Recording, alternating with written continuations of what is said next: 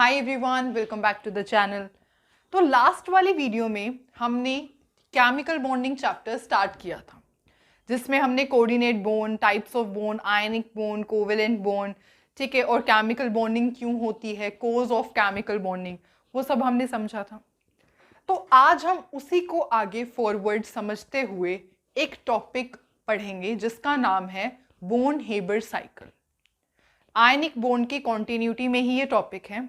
तो आज हम ये समझेंगे कि आयनिक कंपाउंड्स बनते कैसे हैं, आयनिक बॉन्ड कैसे फॉर्म होता है, स्टेप्स क्या होते हैं for the formation of ionic bond, समझेंगे लेटिस एनर्जी क्या होती है और सॉल्व करेंगे बहुत से questions related to this topic and previous topic. जो हमने इंट्रोडक्शन की वीडियो हमने देखी थी उसके अंदर हमने एक भी क्वेश्चन सॉल्व नहीं किया था, तो उसके क्वेश्चंस और इस टॉपिक से रिलेटेड क्वेश्चंस भी हम इसी वीडियो में प्रैक्टिस करने वाले हैं। तो करते हैं स्टार्ट। तो स्टार्ट करते हैं विद बॉन्ड हेबर साइकिल। ये वीडियो देखने से पहले मैं ये कंसीडर कर रही हूं कि आपने केमिकल बॉन्डिंग की फर्स्ट वीडियो जो मैंने अपलोड की हुई है उसको देखा है, क्योंकि उसके अंदर हमने इंट्रोडक्शन के बारे में डिस्कस किया था। उसमें हमने समझा था आयनिक बॉन्ड क्या होता है, covalent bond, coordinate bond, chemical bonding क्यों होती है, ये सब टॉपिक्स हमने प्रीवियस वीडियो में कवर किए थे। ठीक है, तो अब हम स्टार्ट करने वाले हैं बॉन्ड हेबर साइकिल से। और ये साइकिल, बॉन्ड हेबर साइकिल, मेनली क्या बताती है हमें? ये हमें स्टेप्स बताती है जो कि इन्वॉल्व्ड होते हैं इन the formation of chemical bond. Steps involved in formation of ionic bond. Ionic bond is a type of chemical bond only, है ना? ठीक है, तो इसलिए मैं ऐसे कह रही हूं कि आप सबसे पहले वो फर्स्ट वीडियो देखना। जिसने भी नहीं देखी है please check it out there, वो ऑलरेडी अपलोडेड है, आप उसको देखो और फिर आपको आयनिक बॉन्ड के बारे में बहुत सी बातें पता लगेगी और उसके बाद आप ये देखोगे, बॉन्ड हेबर साइकिल समझोगे, then it will be very easy for you. ठीक है, तो करते हैं स्टार्ट विद द बॉन्ड हेबर साइकिल। तो आयनिक बॉन्ड हमने प्रीवियस क्लास में डिस्कस कर लिया है, इलेक्ट्रॉन ट्रांसफर की वजह से बनता है आपका आयनिक बॉन्ड। इसका बेस्ट एग्जाम्पल हमने समझा था NaCl का, है ना? NaCl, Na की इलेक्ट्रॉनिक कॉन्फ़िगरेशन 281, Cl की इलेक्ट्रॉनिक कॉन्फ़िगरेशन 287। एक इलेक्ट्रॉन यहाँ पर इसको दे दिया जाता है, ट्रांसफर ऑफ इलेक्ट्रॉन हो जाता है। क्यों होता है? सो दैट Na का ऑक्टेट कंप्लीट हो जाएगा, क्लोरीन का ऑक्टेट कंप्लीट हो जाएगा, स्टेबिलिटी आ जाएगी। इस वजह से ट्रांसफर ऑफ इलेक्ट्रॉन होता है और यहां से क्या बनता है? NaCl बनता है। ठीक है, ओके। अब हम ये देखने वाले हैं कि NaCl, ये तो हमने एक लाइन में बता दिया NaCl बनता है, पर NaCl इस तरीके से नहीं बनता। There are several steps involved in the formation of NaCl। उन स्टेप्स को ही अब हम पढ़ने वाले हैं। ठीक है, देखो NaCl कैसे बना होगा। अगर हम नॉर्मली बात करके देखें, सोच के देखें कि NaCl बना कैसे होगा, तो NaCl बना होगा सोडियम से, जो कि नेचर में एग्जिस्ट करता है इन द सॉलिड फॉर्म। और किससे बना होगा? क्लोरीन से, जो कि नेचर में एग्जिस्ट करती है in the form of chlorine molecule, gaseous chlorine molecule. इन दोनों ने कंबाइन किया होगा और NaCl बनाया होगा, है ना? कुछ इस टाइप का ही कंसेप्ट रहा होगा, है ना? तो अब हम इसी को समझने वाले हैं कि किस तरीके से सॉलिड और इनने किस तरीके से कंबाइन किया, क्या क्या स्टेप्स इन्वॉल्व हुए फॉर द, और क्या बनाया इन्होंने NaCl। तो अब हम इसको समझेंगे। ठीक है, ओके, तो करते हैं स्टार्ट। देखो, सबसे पहला जो स्टेप होता है बॉन्ड हेबर साइकिल में, वो होता है formation of cation. Formation of cation. देखो, अब Na आपके पास है सॉलिड फॉर्म में, Na आपके पास आ गया है सॉलिड फॉर्म में। तो सॉलिड से सबसे पहले आपको क्या करना होता है? आपको इसमें से चाहिए इलेक्ट्रॉन, तो आप सॉलिड फॉर्म में से इलेक्ट्रॉन को सेपरेट नहीं कर सकते हो, ठीक है। उसके लिए आपको क्या करना पड़ेगा, सबसे पहले आपको सॉलिड को गैशियस में कन्वर्ट करना पड़ेगा। जो सॉलिड Na है उसको आपने गैशियस Na में कन्वर्ट करना पड़ेगा। इसके लिए क्या देनी पड़ेगी आपको, जब भी सॉलिड से गैशियस बनता है, सॉलिड से सॉलिड स्टेट गैशियस स्टेट में कन्वर्ट होती है, उस प्रोसेस को क्या कहा जाता है, जल्दी बताओ क्या कहते हैं उस प्रोसेस को, सब्लिमेशन। उस प्रोसेस का नाम होता है सब्लिमेशन। तो सबसे पहले आपको सॉलिड से गैशियस में कन्वर्ट करने के लिए सब्लिमेशन को अंडरगो करना पड़ेगा। अच्छा, अब एनर्जी दोगे या फिर रिलीज होएगी, तो आप देख लो। सॉलिड सपोज आपने लिया आइस, आइस को अगर आपने गैशियस वाटर वेपर में कन्वर्ट करना होता है, बर्फ के आपने वेपर्स बनाने हैं, क्या करते हो, टेम्परेचर देते हो या फिर हीट रिलीज होती है या हीट अब्जॉर्ब होती है। ऑफ कोर्स आपको टेम्परेचर देना पड़ता है, टेम्परेचर हाई करना पड़ता है। सिमिलरली यहां पर भी आपको सब्लिमेशन करवाने के लिए टेम्परेचर क्या चाहिए, मतलब हीट को देना पड़ेगा। Clear, okay. नेक्स्ट स्टेप, अब आपका बन गया है Na in the gaseous form. अब आपने कर दिया गैशियस Na बना दिया आपने। उसके बाद क्या है, अब आपका काम है, दूसरा काम है इसमें से इलेक्ट्रॉन को निकालना। गैशियस Na में से, गैशियस सोडियम में से आपको इलेक्ट्रॉन निकालना है। कैसे निकालोगे बताओ, जल्दी से बताओ। सबसे पहले यही बताते हैं कि कैसे वो करते हैं गैशियस फॉर्म में से। देखो, ये है हमारा न्यूक्लियस और ये है हमारा पूरा का पूरा एटम। आपने क्या करना है, इलेक्ट्रॉन को निकालना है इसमें से।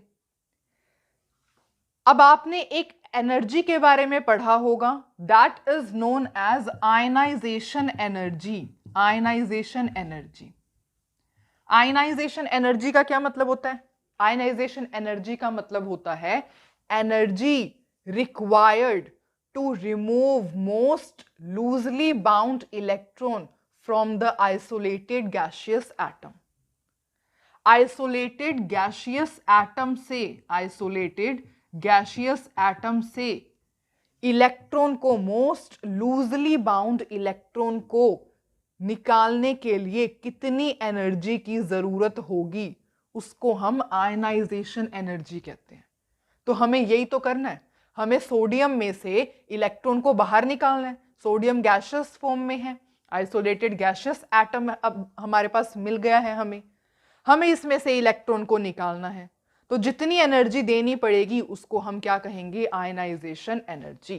तो सबसे पहले आप यहां पर लिखोगे, आपको यहां पे कौन सी एनर्जी देनी पड़ती है, इन्वॉल्व होती है, दैट इज आयोनाइजेशन एनर्जी, या फिर आयनाइजेशन पोटेंशियल भी लिखा होता है कुछ बुक्स में। तो जैसे ही आप इसको एनर्जी दोगे तो ये किस में कन्वर्ट हो जाएगा, Na पॉजिटिव, और एक इलेक्ट्रॉन आपके पास आ जाएगा। और ये Na पॉजिटिव भी यहां पर स्टेट भी लिख देती हूं मैं, इन द गैशियस स्टेट। इतना क्लियर है आपको, ठीक है।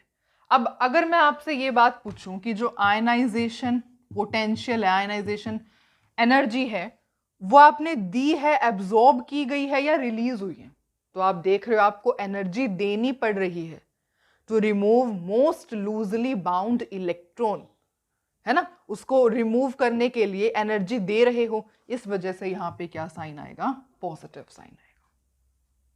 Clear, okay. तो सबसे पहले अब आप बना चुके हो सॉलिड, आपके पास क्या था, आपके पास था सॉलिड Na, सोडियम जो सॉलिड फॉर्म में था। अब आप सॉलिड को सबसे पहले आपने सॉलिड को गैशियस फॉर्म में कन्वर्ट किया और गैशियस में से आपने एक इलेक्ट्रॉन निकाल दिया। तो अब आपने यहां पर Na पॉजिटिव आयन में जो है आपके पास बन चुका है, मतलब कैटायन का फॉर्मेशन हो गया। ठीक है, ओके। अब जो सेकेंड स्टेप इसके अंदर होता है वो क्या होता है, that is formation of anion. Formation of anion, देखो अब आपके पास है क्लोरीन गैस, अब इसका कुछ ना कुछ करना है आपको। यहां पर हमने लिखी क्लोरीन गैस, इसका कुछ ना कुछ करना है। सबसे पहले तो ये मॉलिक्यूल है, एक ये मॉलिक्यूल है, इसके एटम्स में कन्वर्ट करना पड़ेगा आपको। एटम्स में कन्वर्ट करना पड़ेगा। तो कौन सी एनर्जी यूज होगी? That is bond dissociation energy. Molecule को एटम में तोड़ने के लिए कौन सी एनर्जी इन्वॉल्व होगी? Bond dissociation energy. कैमरे में दिख रहा है ना? Yes, it is visible. ठीक है, ओके, ठीक है, ओके। तो बॉन्ड डिसोसिएशन एनर्जी इन्वॉल्व होने के बाद ये मॉलिक्यूल किस में स्प्लिट हो जाएगा? एटम्स में स्प्लिट हो जाएगा। अब इसके बन गए हैं एटम्स। एनर्जी देनी पड़ी है या फिर रिलीज हुई? Of course energy is absorbed, therefore यहां पे delta H BDE bond dissociation energy क्या होगी? पॉजिटिव होगी। ये जो डेल्टा एच होता है ना, डेल्टा एच का मतलब होता है एंथैल्पी। आपके +1 में ही चैप्टर है थर्मोडायनेमिक्स। आप थर्मोडायनेमिक्स में डेल्टा एच को बहुत डीपली स्टडी करने वाले हो। ठीक है, ऑलरेडी मैंने थर्मोडायनेमिक्स करा रखा है, तो आप वहां से थर्मोडायनेमिक्स की वीडियो देख सकते हो। क्लियर? ठीक है, ओके। तो अब ये हो गया हमारा। अब आपने क्या किया? मॉलिक्यूल था, एटम्स बना लिया आपने। अब अगेन आपको इसे किस में? आपको तो एनायन बनाना है ना यहां पे। तो अब आपने क्या किया? एक एटम लिया, इसके आपको एनायन बनाने हैं। इसका मतलब क्या है? इसके अंदर एक इलेक्ट्रॉन ऐड करना पड़ेगा। और जैसे ही आप क्लोरीन में एक इलेक्ट्रॉन ऐड करोगे तो वो किस में कन्वर्ट हो जाएगा? क्लोराइड आयन में कन्वर्ट हो जाएगा, Cl नेगेटिव में कन्वर्ट हो जाएगा। और जो एनर्जी इसके लिए इन्वॉल्व होती है उस एनर्जी को कहा जाता है इलेक्ट्रॉन एफिनिटी। Electron affinity. और ये जो होती है, this is the amount of the energy released, therefore यहां पर जो आपका डेल्टा HEG होता है दैट इज नेगेटिव। तो अब अगर आप कंक्लूजन पे आए होगे तो अब आपने क्या बना लिया है? आपके पास सॉलिड Na था जिसमें से आपने उसका कैटायन बना दिया। आपके पास क्लोरीन गैसियस फॉर्म में थी, आपने उसका एनायन बना दिया। अब आपका मोस्टली स्टेप जो है वो हो ही चुका है। ठीक है, कैसे? लास्ट स्टेप आपका रहता है, वो मैं यहां पर लिख देती हूं, दैट इज C स्टेप, है ना? यहां पे लिख देती हूं, that is formation of lattice. Formation of lattice. अब आपके पास क्या आ गए हैं? Na पॉजिटिव आ गया है इन द गैसियस फॉर्म, और क्या आ गया है? Cl नेगेटिव आ गया है इन द गैसियस फॉर्म।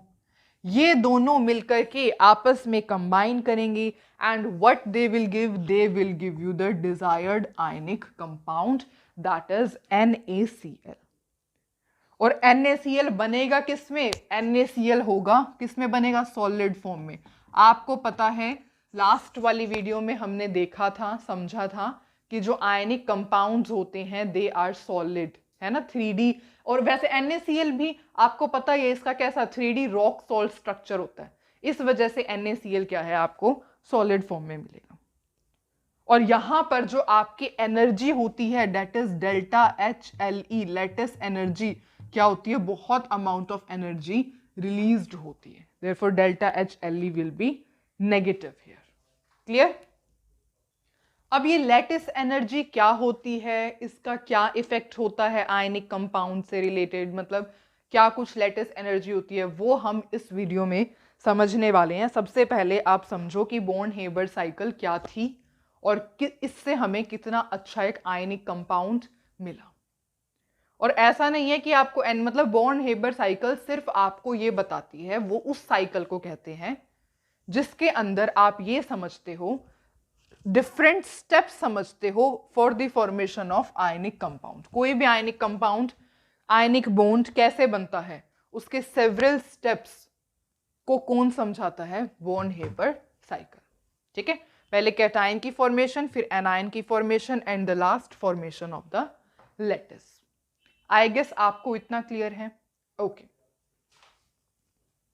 तो इस पूरी साइकिल से हमें क्या पता लगता है? हमें यह पता लगता है कि आयनिक कंपाउंड को बनाने के लिए, देखो इस पूरी साइकिल को हमने समझा और इससे हमें क्या पता लगा कि किसी भी आयनिक कंपाउंड को किसी भी आयनिक कंपाउंड को बनाने के लिए जितनी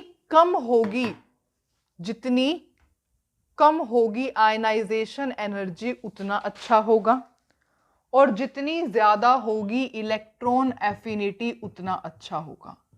तो ये दोनों फैक्टर्स होते हैं जिसके बेसिस पे आयनिक कंपाउंड डिपेंड करता है ना। लो आयनाइजेशन एनर्जी होनी चाहिए और इलेक्ट्रॉन एफिनिटी हाई होनी चाहिए। अगर ये दोनों ही कंडीशन होगी तो आपका बड़ी जल्दी आयनिक कंपाउंड बन जाएगा। क्लियर? ओके। देखो, और लैटिस एनर्जी क्या होती है? लैटिस एनर्जी क्या होती है अभी हम समझेंगे। बस आप ये समझो कि जो लैटिस एनर्जी होती है ना, जितनी ज्यादा लैटिस एनर्जी होगी more stable will be the ionic compound. Ionic compound उतना ही स्टेबल होगा जितनी ज्यादा आयनिक कंपाउंड, जितनी ज्यादा लैटिस एनर्जी आयनिक कंपाउंड उतना ही ज्यादा स्टेबल होगा। ठीक है? ओके। तो अब हमने बोर्न हेबर साइकिल समझी बहुत अच्छे तरीके से और हमें सब सारा समझ में भी आ गया। ठीक है? ओके। अब मेन बात आती है, सब्लिमेशन हमें पता था, ionisation energy, bond dissociation energy, electron affinity, ये सब तो हमें पता था। पर अब लैटिस एनर्जी क्या होती है, ये एक नई टर्म आई है।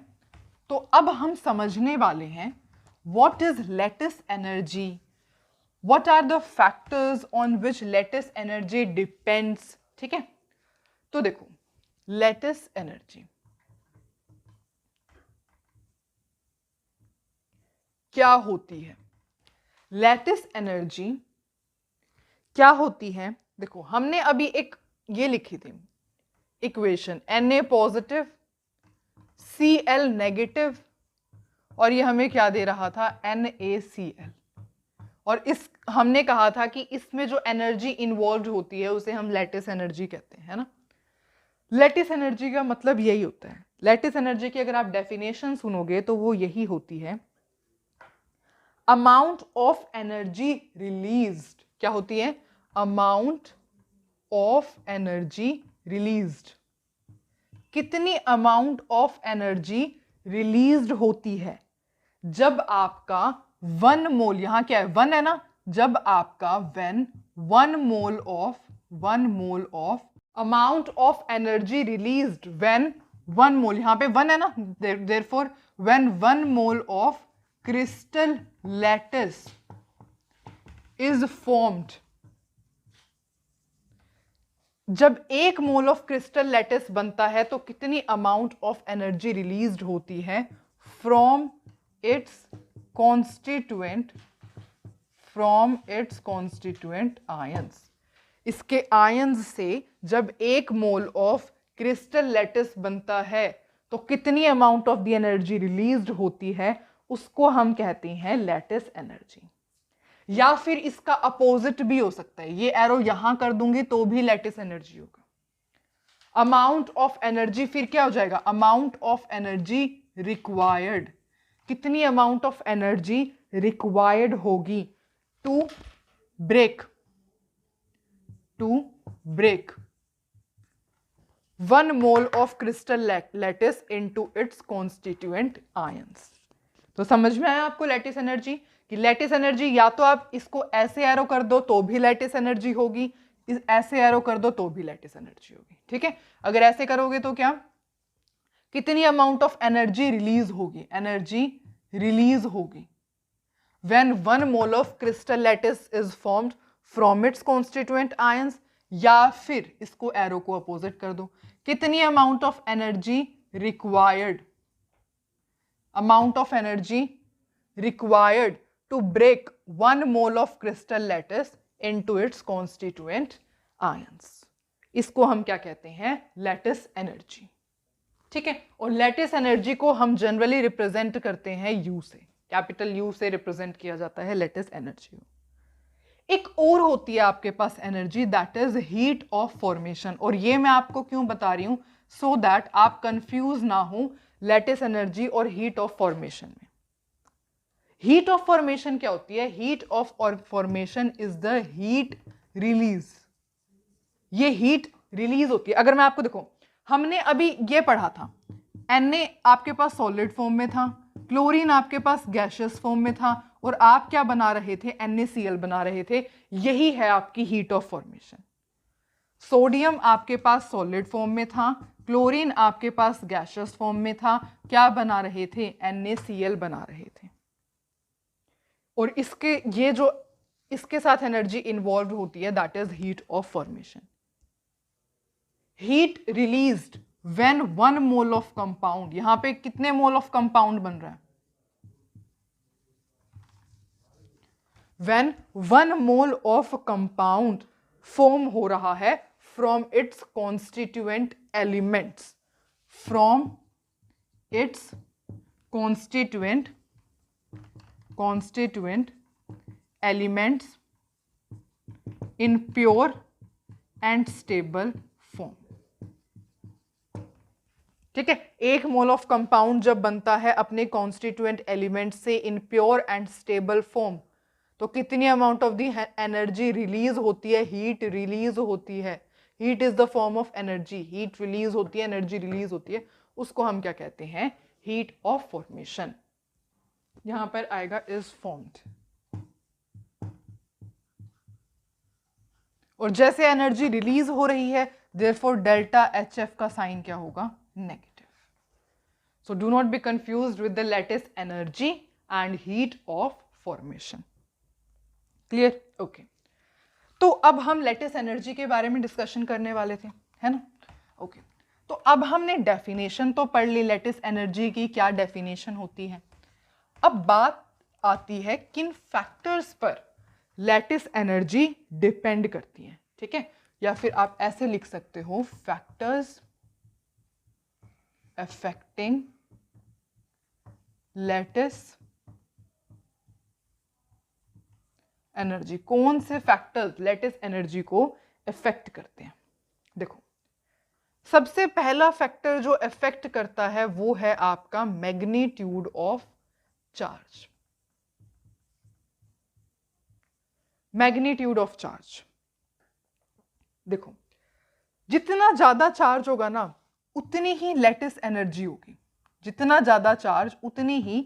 जैसे कि हम देखते हैं कि सपोज आपको यहां पर 3 कंपाउंड गिवन है, NaCl, MgCl2 एंड AlCl3, और इसको आपने अरेंज करना है on the basis of lattice energy. तो देखते हैं, देखो Cl तो सब में कॉमन है।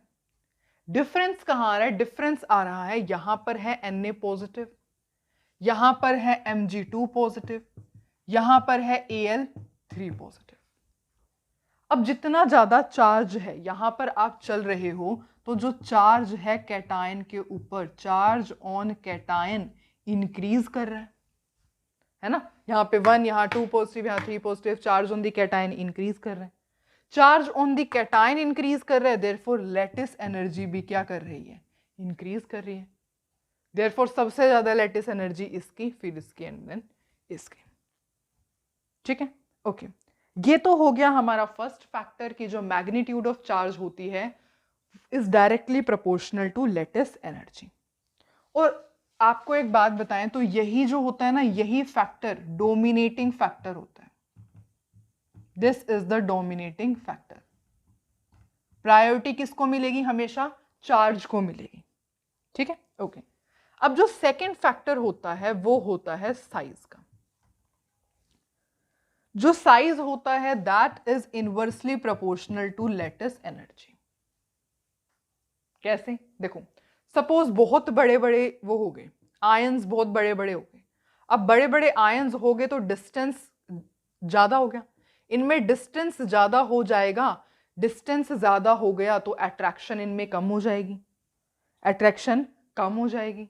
और जितनी अट्रैक्शन कम हो जाएगी उस वजह से मतलब इनका बॉन्ड अच्छे से नहीं बन पाएगा, है ना। दूर दूर चले जाएंगे, डिस्टेंस ज्यादा, therefore they will be very much far away from each other, जिस वजह से इनके बीच में बॉन्ड अच्छे तरीके से नहीं बन पाएगा जितना ज्यादा साइज होगा आयन का, है ना। तो जो साइज होता है is inversely proportional to the lattice energy. जैसे कि इसके बेसिस पे एक क्वेश्चन सॉल्व करें, LiCl, NaCl, KCl, इसको अरेंज करना है आपको on the basis of lattice energy. Cl सब में कॉमन है, डिफरेंस कहाँ आ रहा है, यहाँ पे Li पॉजिटिव है, यहाँ Na पॉजिटिव, यहाँ K positive, Rb positive and then Cs positive. अब आप देख रहे हो कि ये कैसे अरेंज होते हैं, ऐसे होता है ना ग्रुप वाइज, ये तो ग्रुप के अंदर अरेंज होते हैं, lithium, sodium, potassium, rubidium, caesium, इस तरीके से अरेंज होते हैं। तो सीजियम देखना कैसे लिखा है, Cs। तो आपको दिख रहा है कि यहां जा रहे हो आप, ऐसे मूव कर रहे हो, तो जो साइज है कैटायन का वो इंक्रीज कर रहे हैं, size of the cation is increasing, और जितना ज्यादा साइज उतनी ही कम लैटिस एनर्जी, तो लैटिस एनर्जी डिक्रीज कर। देयरफॉर ऑर्डर क्या होगा, सबसे ज्यादा लैटिस एनर्जी किसकी है, इसकी, फिर इसकी, इस तरीके से, ठीक है। तो हम ओवरऑल ये कह सकते हैं कि जो मैग्नीट्यूड ऑफ चार्ज होता है वो क्या होता है, दैट इज आप ऐसे लिख लो कि U is directly proportional to Z positive Z negative, charge on the cation and charge on the anion. And यहां पर अगर आप देखोगे तो यहां पे lattice energy is inversely proportional to R positive plus R negative, ठीक है, ओके। तो यहां पर हमने फैक्टर्स डिस्कस किए, दो ही फैक्टर्स होते हैं जिसके ऊपर लैटिस एनर्जी डिपेंड करती है। First factor is the magnitude of charge and second factor is the size. और डोमिनेट कौन करेगा, मैग्नीट्यूड ऑफ चार्ज। अगर कोई ऐसा क्वेश्चन आता है जिसमें आपको दोनों ही मतलब कंफ्यूज कर रहे हैं तो आप चार्ज पे हमेशा फोकस करोगे, डोमिनेटिंग हमेशा चार्ज होगा। अब बारी आई है क्वेश्चंस को सॉल्व करने की, तो अब हम इससे रिलेटेड क्वेश्चन सॉल्व करेंगे, और इसी टॉपिक से रिलेटेड ही नहीं, जो हमने लास्ट वाली वीडियो में समझा था, coordinate bond, ionic bond, covalent character, उसके भी क्वेश्चंस इसी वीडियो में हम सॉल्व करने वाले हैं, क्योंकि लास्ट वीडियो में हमने एक भी क्वेश्चन सॉल्व नहीं किया था। तो दोनों ही वीडियो के क्वेश्चन इस वीडियो में सॉल्व करते हैं। सबसे पहले बात करते हैं इन दोनों क्वेश्चन की। क्वेश्चन नंबर 1 के अंदर आपको बताना है लैटिस एनर्जी का ऑर्डर। अभी आप ये पढ़ के आए हो, lattice energy directly proportional to charge and inversely proportional to size. क्या चीज कॉमन है यहाँ पे, लिथियम लिथियम लिथियम सब में कॉमन है। डिफरेंस कहाँ आएगा, फ्लोरीन, क्लोरीन, ब्रोमीन, आयोडीन। सबसे पहले मैंने आपको बताया था डोमिनेटिंग फैक्टर क्या होता है, चार्ज। सबसे पहले आप देखोगे चार्ज को, चार्ज इन सब के ऊपर क्या है, -1, तो चार्ज तो सेम आ गया। सेकंड किस पे मूव करोगे, साइज पे। आपको पता है ये कैसे अरेंज होते हैं, फ्लोरीन, क्लोरीन, ब्रोमीन, आयोडीन, ऐसे अरेंज होते हैं। Top to bottom size increase करता है, साइज इंक्रीज करेगा तो लैटिस एनर्जी डिक्रीज करेगी। तो order of the lattice energy क्या हो जाएगा, ये। Is it clear, size increase कर रहा है, साइज इंक्रीज कर रहा है, लैटिस एनर्जी डिक्रीज करेगी। Next question, which have both covalent and ionic bond, covalent और आयनिक बॉन्ड कौन से कंपाउंड में है, दोनों प्रेजेंट है। देखो इन सब के लिए आपको पता होना चाहिए थोड़ा सा, आपको ये किस तरीके से बने होंगे, क्या इनका स्ट्रक्चर रहा होगा, उसकी थोड़ी नॉलेज आपको होनी चाहिए।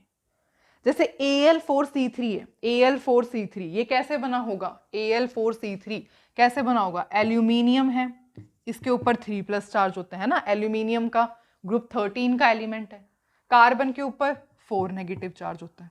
ऐसे लिख दूं, इसके ऊपर 3 पॉजिटिव, इसके ऊपर 4 नेगेटिव, तो ऐसे बना होगा ये Al4C3, Al4C3 ऐसे बना होगा।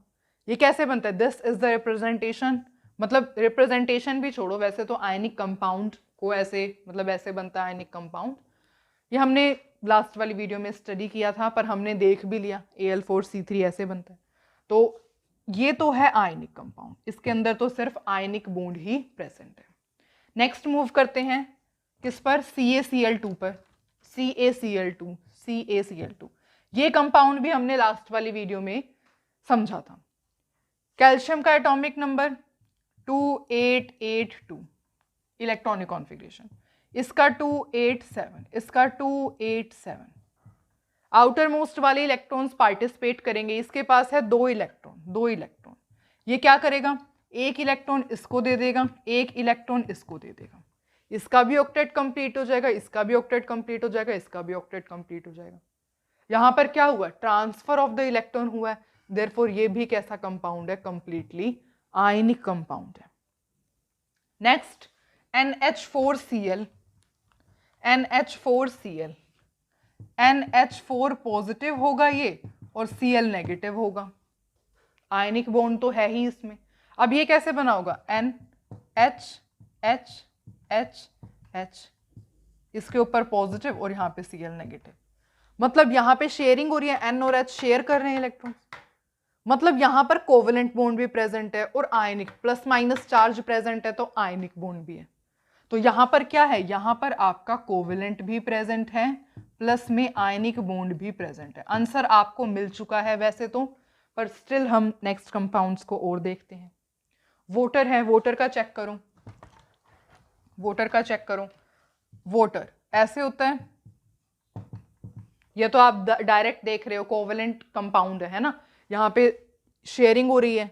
वोटर तो 3 तो एलिमेंट से बना है ना, और इसमें क्या हो रही है, शेयरिंग हो रही है, देयरफॉर ये क्या है, इसके अंदर सिर्फ और सिर्फ क्या प्रेजेंट है, कोवेलेंट बॉन्ड प्रेजेंट है। और HCl तो हमें पता ही है, this is the covalent compound, therefore answer आपके पास आ चुका है, which have both covalent and ionic bond, NH4Cl। Clear? Next question try करें।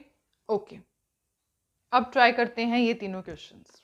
देखो, सबसे पहला question, AlF3 is high melting point solid whereas SiO4 is gas, reason देना है आपको। देखो, जो AlF3 है वो कैसा कंपाउंड है, AlF3 जो है, AlF3 एक आयनिक कंपाउंड है ना, कैसे बना होगा, जैसे Al है, Al के 2 8 3 इलेक्ट्रॉनिक कॉन्फ़िगरेशन, यहाँ पे 3 F खड़े थे, इसको चाहिए थे एक एक इलेक्ट्रॉन, तो इसने क्या किया, Al ने एक इलेक्ट्रॉन यहाँ पे, एक इलेक्ट्रॉन इसको दिया, एक इलेक्ट्रॉन इसको दिया, है ना, और क्या बन गया, AlF3 बन गया। तो AlF3 एक क्या है, आयनिक कंपाउंड है, दैट्स वाई इसका हाई मेल्टिंग पॉइंट होता है। हाई मेल्टिंग पॉइंट हमने देखा था, है ना, लास्ट वाली वीडियो में हमने देखा था कि ionic compound has high melting and boiling point. तो AlF3 क्या है, AlF3 is the ionic compound, that's why it possess high melting point and therefore is solid. Whereas SiF4 एक गैस है, SiF4 एक गैस है। ऐसा क्यों है, बिकॉज SiF4 एक क्या होता है, SiF4 के अंदर वीक वंडरवॉल्स फोर्सेस प्रेजेंट होते हैं, वीक वंडरवॉल्स फोर्सेस प्रेजेंट होते हैं, जिस वजह से ये एक गैसियस स्टेट में एग्जिस्ट करता है। और वीक वंडरवॉल फोर्सेस क्यों प्रेजेंट होते हैं, बिकॉज SiF4 के अंदर कौन से बॉन्ड होते हैं, कोवेलेंट बॉन्ड होते हैं। तो that's why AlF3 is a high melting point solid whereas SiF4 is a gas। ठीक है, ओके। अब बात करते हैं नेक्स्ट क्वेश्चन की, which have both polar and non polar bond। Polar bond भी हो और नॉन पोलर बॉन्ड भी हो। कल हमने वीडियो में देखा था कि नॉन पोलर बॉन्ड्स क्या होते हैं, जो कि सिमिलर एटम्स के बीच में बनते हैं, है ना, कोवेलेंट बॉन्ड होते हैं। जो कोवेलेंट बॉन्ड होता है, कोवेलेंट बॉन्ड 2 टाइप का होता है, एक पोलर और दूसरा नॉन पोलर। और हमने देखा था कि जो नॉन पोलर होता है वो सिमिलर एटम्स के बीच में बनता है, जैसे कि फ्लोरीन हो गया, ऑक्सीजन हो गया, ठीक है, इन सब के बीच में जो हाइड्रोजन हो गया, इन सब के oxygen oxygen, fluorine fluorine, hydrogen hydrogen hydrogen, इन सिमिलर एटम्स के बीच में बन रहे हैं, no electronegativity difference, therefore non polar होते हैं। मतलब नॉन पोलर बॉन्ड किसके बीच में बनता है, सिमिलर एटम्स के बीच में बनता है। ये हमने लास्ट वाली वीडियो में समझा था। अब देख लो, पोलर भी और नॉन पोलर भी हो। NH4Cl आपको पता है, NH4 पॉजिटिव Cl नेगेटिव, अभी अभी देखा आपने, NH4 पॉजिटिव Cl नेगेटिव, यहां तो चार्जेस आ गए हैं, है ना। और ये क्या है, डिसिमिलर एटम के, अलग अलग एटम के बीच में बन रहा है, जिनका इलेक्ट्रोनेगेटिविटी डिफरेंस है कुछ ना कुछ। HCN है, HCN है, डिसिमिलर एटम के बीच में बन रहा है, जिसका इलेक्ट्रोनेगेटिविटी डिफरेंस है। H2O2, अब H2O2 का अगर आपको स्ट्रक्चर, H2O2 का किस टाइप का स्ट्रक्चर होता है, कुछ ऐसा स्ट्रक्चर होता है H2O2 का। अब यहां देखो, किसके बीच में बॉन्ड बन रहा है? OH के बीच में बॉन्ड बन रहा है, देयरफॉर ये तो कैसा बॉन्ड है? पोलर बॉन्ड है। ऑक्सीजन ऑक्सीजन सिमिलर एटम्स के बीच में बॉन्ड बन गया और सिमिलर एटम के बीच में बॉन्ड बना है, देयरफॉर ये बॉन्ड कैसा है? Non polar bond. Again OH है, डिसिमिलर एटम के बीच में बना है, देयरफॉर ये भी क्या है? पोलर। तो सबसे पहले आंसर आपको मिल चुका है, जिसके पास पोलर भी है नॉन पोलर बॉन्ड भी है, तो H2O2 वो है। ठीक है, नेक्स्ट कंपाउंड देख लो, CH4 है। CH4 तो ऐसे है, डिसिमिलर एटम, अलग अलग एटम्स के बीच में बॉन्ड का बनना, CH इलेक्ट्रोनेगेटिविटी डिफरेंस है जिस वजह से पोलर बॉन्ड है। क्लियर? और ये क्वेश्चन अगर मैं आपको बताऊं तो ये क्वेश्चन आया हुआ था IIT 1997 का क्वेश्चन है। ठीक है, तो आंसर आपको पता लग गया है। और पोलर के अंदर आप क्या देखते हो? डिसिमिलर एटम्स देखोगे, किसके लिए? पोलर के लिए। और नॉन पोलर के लिए क्या देखोगे? नॉन पोलर के लिए आप देखोगे सिमिलर एटम्स के बीच में बॉन्ड होना। ये हम लास्ट वाली वीडियो में समझ चुके हैं। ठीक है, ओके। अब हम ट्राई करते हैं नेक्स्ट क्वेश्चन, जो कि कौन से ईयर में आया हुआ था? PMT 2002 का क्वेश्चन है। देखते हैं। देखो, हमें बताना है इन दोनों कंपाउंड्स में से कोऑर्डिनेट बॉन्ड किसके पास नहीं होगा। H3O पॉजिटिव, देखो H3O पॉजिटिव का क्या मतलब है? H3O पॉजिटिव का मतलब है यहाँ पे कुछ वोटर ऐसे होगा, वोटर का स्ट्रक्चर ऐसे है, और H पॉजिटिव का मतलब एक भी इलेक्ट्रॉन नहीं है, तो ऑक्सीजन ने लोन पेयर इसको दे दिए, तो ये क्या बन गया हमारे पास? कोऑर्डिनेट बॉन्ड बन गया। इसके पास तो कोऑर्डिनेट बॉन्ड है। आंसर तो आपको यही पता लग गया, इसके पास ही कोऑर्डिनेट बॉन्ड नहीं होगा। और वैसे CO3 2 नेगेटिव का स्ट्रक्चर देखोगे तो कुछ इस टाइप का स्ट्रक्चर होता है, जो आप अच्छे से समझ पाओगे जब आप लुईस जो है स्ट्रक्चर को बनाना सीखोगे, जो कि मैं वीडियो अपलोड करूंगी। ठीक है, तो उसमें हम देखेंगे कि CO3 2 नेगेटिव का स्ट्रक्चर ऐसा कैसे आया। पर अभी के लिए आप ये समझ सकते हो, आंसर आपको पता लग गया है। ठीक है, तो लुईस स्ट्रक्चर बहुत इंपॉर्टेंट टॉपिक है केमिकल बॉन्डिंग का, वो हम समझेंगे नेक्स्ट वीडियोस में। क्लियर? और क्वेश्चंस ट्राई करें। ओके, अब ट्राई करते हैं ये दोनों क्वेश्चन। ये जो फर्स्ट क्वेश्चन है ये आया हुआ था नीट 2018 में। सबसे पहले यही ट्राई करते हैं। देखो, इन्होंने कहा हुआ है, वैसे इस स्टेटमेंट के अंदर था, मैंने आपको ऐसे लिख के दे दिया, मैग्नीशियम एक एलिमेंट के साथ रिएक्ट करता है जिसकी इलेक्ट्रॉनिक कॉन्फ़िगरेशन आपको गिवन है, और ये दोनों रिएक्ट करके एक आयनिक कंपाउंड बना रहे हैं जिसका आपको फॉर्मूला बताना है। देखते हैं। देखो, यहां पर आप देख रहे हो कि Mg के पास क्या है? Mg के पास आपको पता है क्या होता है, इसके ऊपर 2 पॉजिटिव चार्ज होता है। कहां लिखूं? यहां पे लिखती हूं। Mg के पास 2 पॉजिटिव चार्ज होता है। एक एलिमेंट है जिसकी इलेक्ट्रॉनिक कॉन्फ़िगरेशन ये है, X मैंने यहां पर लिखा। इसका चार्ज कितना होगा आपको बताना है। इसके आउटर मोस्ट में कितने इलेक्ट्रॉन है? 3 इलेक्ट्रॉन है ना, यहाँ पे ये 3 है, दिस इज 3। कितने इलेक्ट्रॉन्स है? 3 इलेक्ट्रॉन्स है आउटर मोस्ट शेल में, तो इसके ऊपर चार्ज कितना होगा? 3। क्रॉस मल्टीप्लाई कर लो, क्रॉस मल्टीप्लाई, Mg3x2, यही हो जाएगा आपका formula of the compound. Mg3x2 is the formula of the ionic compound formed. और अगर मैं आपको एक बात बताऊं तो ये जो एलिमेंट है ना X, ये कौन सा एलिमेंट है? नाइट्रोजन है। देखो कितने इलेक्ट्रॉन्स है? 1 2 3 4 5 6 7, 7 इलेक्ट्रॉन्स किस में होते हैं? ये तो नाइट्रोजन में होते हैं। नाइट्रोजन का एटॉमिक नंबर क्या होता है? 7 होता है। देयरफॉर ये क्या है? नाइट्रोजन ही तो है। तो नाइट्रोजन, अगर नाइट्रोजन की आपको वैलेंसी भी पता है कितनी होती है? 3 वैलेंसी होती है ना। इलेक्ट्रॉनिक कॉन्फ़िगरेशन 2 5, कितने इलेक्ट्रॉन चाहिए? 3 इलेक्ट्रॉन लेता है, 3 नेगेटिव इसकी वैलेंसी होती है। क्या बन जाएगा? Mg3N2 बन जाएगा। तो this was very easy question जो कि आया हुआ था नीट 2018 में। नेक्स्ट क्वेश्चन ट्राई करते हैं। नेक्स्ट क्वेश्चन कौन से ईयर में आया था? नेक्स्ट क्वेश्चन आया था नीट 2016 में। इसको देखते हैं। लुईस बेस बताना है। देखो लुईस बेस क्या होते हैं, जिनको नहीं पता, लुईस बेस वो कंपाउंड्स होते हैं जो कि इलेक्ट्रॉन पेयर डोनेट करते हैं, electron pair donor. Electron pair donor क्या होते हैं? लुईस बेस होते हैं। देख लो किसके पास लोन पेयर ऑफ इलेक्ट्रॉन है वही डोनेट करेगा, वही लुईस बेस हो जाएगा। ट्राई करूं, देखो PF3 फोस्फोरस, फोस्फोरस का क्या नंबर होता है? Atomic number 15, that is 285। Outer most में कितने इलेक्ट्रॉन? 5 इलेक्ट्रॉन, 1 2 3 4 5। 3 फ्लोरीन के साथ बॉन्ड बना रखा है, ये रहा। लोन पेयर ऑफ इलेक्ट्रॉन बच गए, यही जो है इलेक्ट्रॉन डोनेट करेगा, तो लुईस बेस यही है सबसे पहले। तो इसको ट्राई कर लो। BF3 hydrogen, helium, lithium, beryllium, boron, atomic number 5, electronic configuration 2 3, 3 ही बॉन्ड बनाएगा फ्लोरीन के साथ। ये तो वैसे भी इलेक्ट्रॉन डेफिशिएंट है, ऑक्टेट कंप्लीट ही नहीं है, 1 2 3 4 5 6 ऑक्टेट कंप्लीट नहीं है इसका। ये इलेक्ट्रॉन कहाँ से देगा? तो ये तो बिल्कुल ही नहीं है। SiF4 एटॉमिक नंबर सिलिकॉन का 14, 4 इलेक्ट्रॉन, 1 2 3 4 फ्लोरीन के साथ बॉन्ड बना रखा है।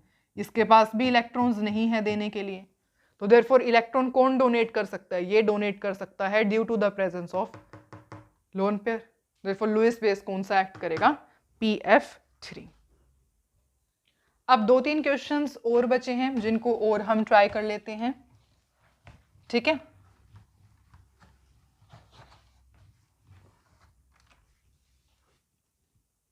अब सॉल्व करते हैं ये क्वेश्चन। देखो, based on lattice energy and other properties, आपको बताना है इन दोनों में से किसका हाईएस्ट मेल्टिंग पॉइंट होगा, किसका हाईएस्ट मेल्टिंग पॉइंट होगा। Let me tell you one thing कि जो मेल्टिंग पॉइंट होता है ना, मेल्टिंग पॉइंट वो किसके ऊपर डिपेंड करता है? It depends on lettuce energy, और डिपेंड करता है कि किसी कंपाउंड का आयनिक करेक्टर है या कोवेलेंट करेक्टर। इन 2 फैक्टर्स पे मेल्टिंग पॉइंट डिपेंड करता है। अब देखते हैं। देखो, लेटिस एनर्जी के अकॉर्डिंग हमने अभी देखा था, लेटिस एनर्जी के अकॉर्डिंग अगर आप चलोगे तो हमने अभी देखा था कि जो LiCl होती है, LiCl का लेटिस एनर्जी ज्यादा होती है एज कंपेयर टू NaCl, है ना। ऐसा क्यों होता है? आपको पता है Cl कॉमन है, Li positive, Na positive, charge भी सेम है।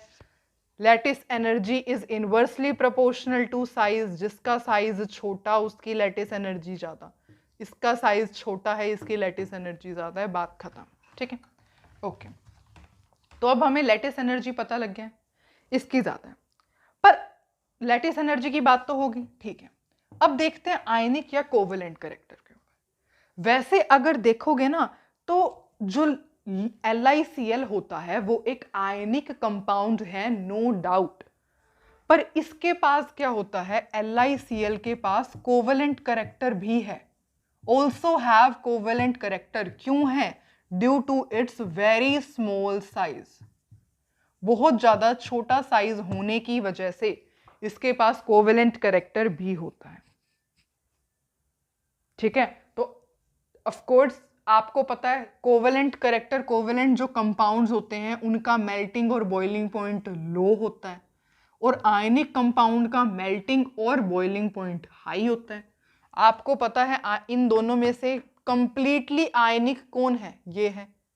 इस वजह से इसकी जो मेल्टिंग पॉइंट होगा, तो ऑल्दो लेटिस एनर्जी NaCl की छोटी है एज कंपेयर टू LiCl, पर इसके अंदर 100% आयनिक करेक्टर है, देयरफॉर इसका जो होगा हाईएस्ट मेल्टिंग पॉइंट होगा, ठीक है। यहां पर रीजन हो गया लिथियम का स्मॉल साइज, अगर लिथियम के अलावा कुछ और होता तो हम उसको देखते, पर यहाँ पे LiCl है, वैसे तो आयनिक कंपाउंड है पर still have covalent character due to very small size.